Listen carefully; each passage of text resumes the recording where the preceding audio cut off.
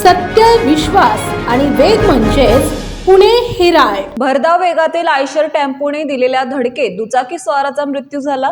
ही घटना शनिवारी दिनांक 6 रोजी रात्री 9 वाजण्याच्या सुमारास घडली. कुशेश्वर गणेश प्रसाद वय वर्ष 53 असे अपघातात मृत्युमुखी पडलेल्या दुचाकी स्वाराचे नाव आहे. रिंकू कुमार मल्होत्रा वय वर्ष 35 राहणार AMPL ट्रान्सपोर्ट तातवडे असे गुन्हा दाखल झालेल्या आरोपी टेम्पो चालकाचे नाव आहे. सोनी कुशेश्वर प्रसाद वय वर्ष 29 राहणार काटे वस्ती रोड पुनावळे यांनी रविवारी दिनांक 7 रोजी याबाबत हिंजवडी पोलीस ठाण्यात फिर्याद दिली आहे. पोलिसांनी दिलेल्या माहितीनुसार फिर्यादीचे वडील कुशेश्वर प्रसाद हे शनिवारी रात्री 9 वाजण्याच्या सुमारास दुचाकीवरून घरी जात होते. हे तातवडे येथील सागर हॉटेल जवळ आले असता त्यांच्या दुचाकीला आरोपी चालवत असलेल्या आयशर टेम्पोने जोरदार धडक दिली. या अपघातात गंभीर जखमी झाल्याने कुशेश्वर यांचा मृत्यू झाला. हिंजवडी पोलीस याबाबत अधिक तपास करीत आहेत.